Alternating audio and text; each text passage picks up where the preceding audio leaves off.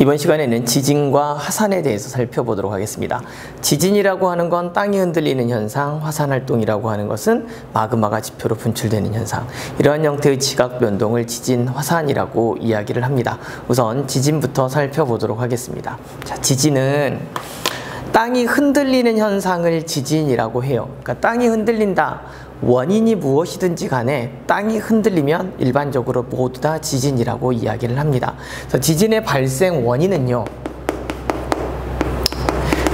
지각변동이 일어날 수 있는 현상. 지각변동이라고 하는 것은 행압력, 장력, 단층이 만들어지거나 습곡구조가 만들어질 수 있는 지각변동이 일어나게 되면 지진이 발생할 수도 있고요. 그 다음에 화산활동이 일어나면 당연히 지진이 발생할 수 있습니다. 화산 폭발이 일어난다라고 할 때 마그마 물질이 지표로 흘러나오거나 또는 폭발이 일어나는데 당연히 그때는 땅이 흔들릴 수 있다.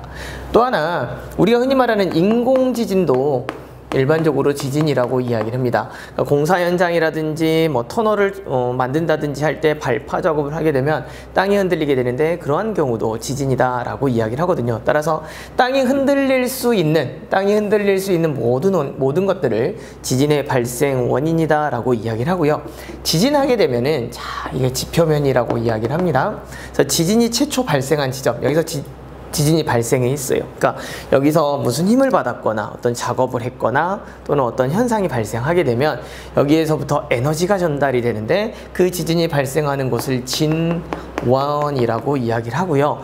진원으로부터 지진파라고 하는 게 전달이 됩니다. 이렇게 지진파가 전달이 돼서 올 거예요. 파독이니까 점으로부터 동일한 거리에 동일한 에너지가 이렇게 전달돼서 오는데, 그래서 지표면까지 최단 거리, 진원으로부터 지표면까지 최단 거리, 이 부분을 뭐라고 하냐면 진앙이라고 해요. 따라서 진앙은 지표면에 있는 지점이에요. 포인트예요. 그래서 진앙이 진원으로부터 거리가 가장 가깝습니다. 그래서 진원으로부터 지표면까지 수직으로 올라온 최단 거리를 진앙이라고 이야기를 하고요.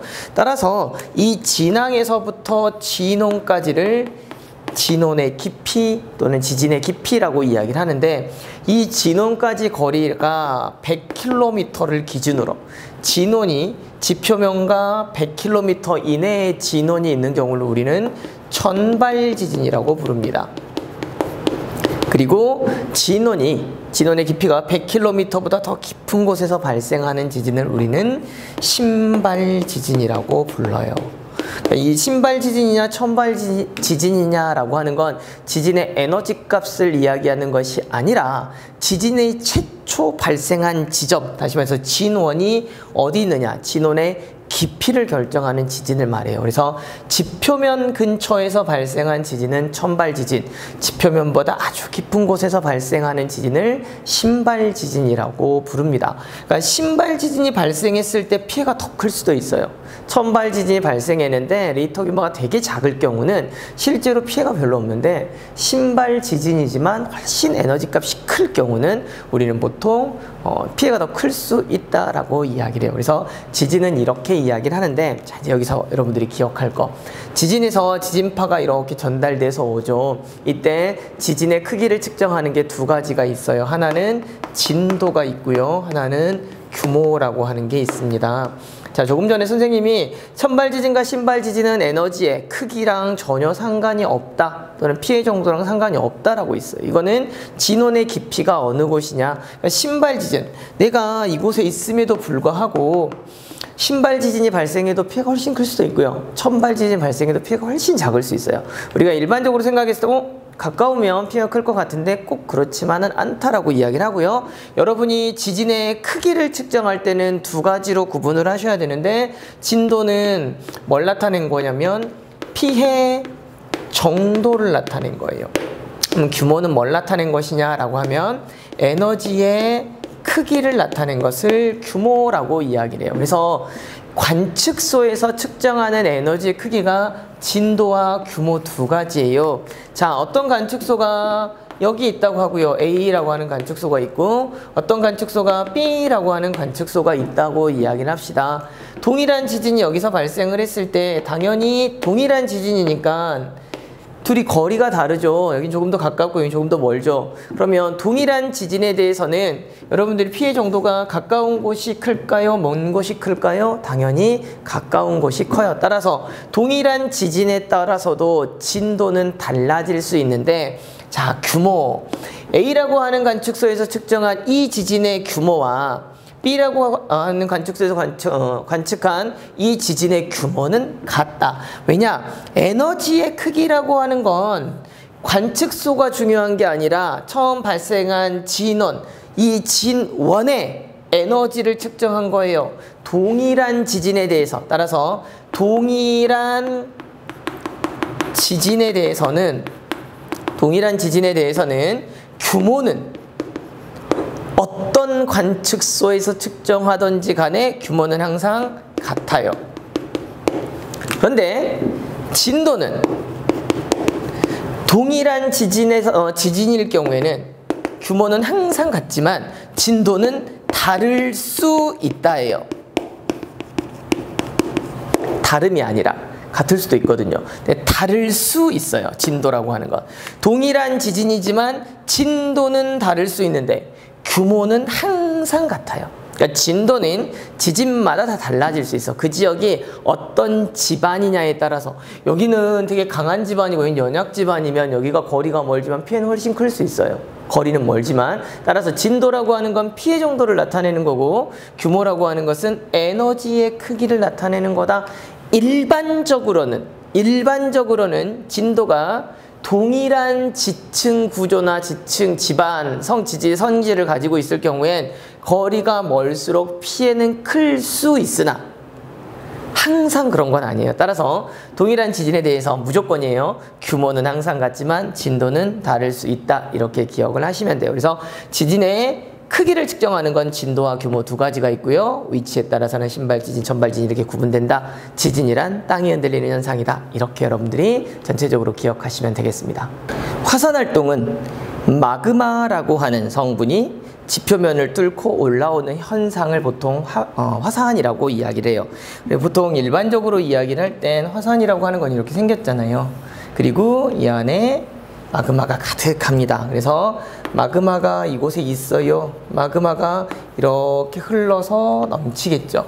자, 그런데 이런 활동들을 다 화산활동이라고 하고, 이렇게 해서 만들어진 모양을 화산이라고 부릅니다. 자, 이런 화산은 마그마 활동이 있어야 되는데, 이제 우리가 용어를 조금 구별을 합시다. 마그마가 지표면 근처로 나와서 흘러내리는 경우를 우리 뭐라고 하냐면 용암이라고 부릅니다. 그러니까 용암과 마그마는 거의 성분이 같은데 달라요. 그래서 용암이라고 하는 건 뭐가 다르냐? 마그마는 땅속 깊은 곳에 압력이 높은 곳에 있었죠. 그래서 여기는 화산가스가 녹아 있었던 곳인데, 용암이라고 하는 건 화산가스가 날아간 형태.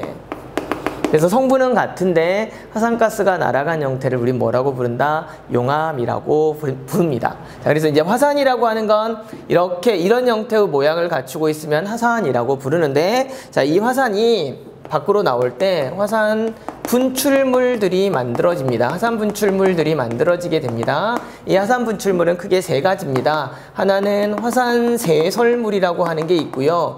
또 하나는 용암이 나와요. 그리고 화산가스가 나온다. 이렇게 세 가지 이야기를 합니다.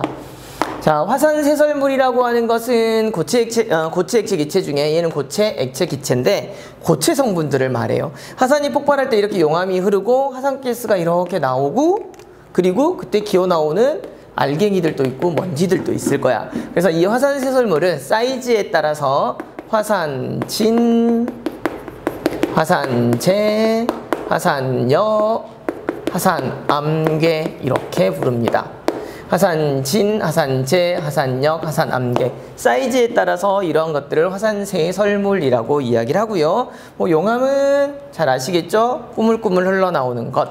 자, 화산가스 중에 대부분을 차지하는 건 뭐냐면 수증기가 대부분을 차지하고요. 그 다음에 이산화탄소도 나오고 일산화탄소도 나오고 기타 메테인도 나오고 다양한 형태의 기체들이 빠져나와요. 대부분은 수증기를 차지한다. 그래서 이때 나온 화산가스들이 구름구름 이렇게 만들어요. 구름구름 만들면 수증기니까 응결돼가지고 걔네들이 이렇게 비가 내리기도 해요. 그래서 화산 폭발이 일어나면 화산 폭발이 일어나는 근처에는 비가 내리기도 합니다. 이런 비들을 화산우라고 이야기를 해요. 자, 또 하나 화산 세설물에서 하나만 더 이야기를 할게요. 이 화산 세설물은 이거는 사이즈에 따라서 이렇게 구분했는데 모양에 따라서 화산탄이라고 하는 것도 있습니다. 이거는 고구마 모양의 사이즈는 화산 역 사이즈에서 화산 암개 사이즈 중간 정도 된다고 좀 보시면 되겠어요. 이런 아이들을 화산 세설물이라고 부릅니다. 자, 화산 폭발 시 대부분 이런 것들이 나오는데, 자, 화산 가스가 많을 경우, 이런 경우는 보통 폭발을 하고요. 가스는 좀 적은데 용암이 많이 넘치는 경우는 분출한다라고 이야기를 해서 화산을 또 구분하기도 합니다. 그렇게 구분되는 이유는 이 마그마의 성질에 따라서 유문암질 마그마와 현무암질 마그마로 구분이 되는데, 보통 아주 간단하게 현무암질 마그마는 마그마의 온도가 높은 마그마고요. 유문암질 마그마는 마그마의 온도가 낮은 마그마예요. 이런 마그마의 성질에 따라서 용암이 좀 더 많거나 화산가스가 많아서 폭발하기도 하고 분출하기도 해요. 그래서 나중에 이 용암의 성질에 따른 분류도 한번 살펴보도록 하겠습니다. 화산은 일반적인 화산이라고 하는 건 이렇게 마그마가 흘러 넘쳤던 흔적이 있던 산을 화산이라고 부르고요. 그럴 때 이러한 형태의 분출물과 이러한 형태의 용암들이 빠져나오게 된다라고 설명드릴 수 있겠습니다. 이렇게 화산과 지진이 많이 발생하는 곳을 쭉 연결한 곳을 지진대, 화산대라고 이야기를 합니다. 그래서 전 세계적으로 지진이 많이 분포하는 곳을 연결을 하고 전 세계적으로 화산이 많이 분포하는 곳을 연결을 했더니 이렇게 띠를 이뤄요. 그래서 여기를 우리가 지진대, 화산대라고 이야기를 하는데, 이 지진대, 화산대는 우리가 크게 세 가지, 환태평양 지진대, 환태평양 화산대 이렇게 이야기를 하고요. 그 다음에 알프스 히말라야 지진대, 알프스 히말라야 화산대 이렇게 하고요. 그 다음에 중앙해령 지진대, 중앙해령 화산대 이렇게 이야기를 해요.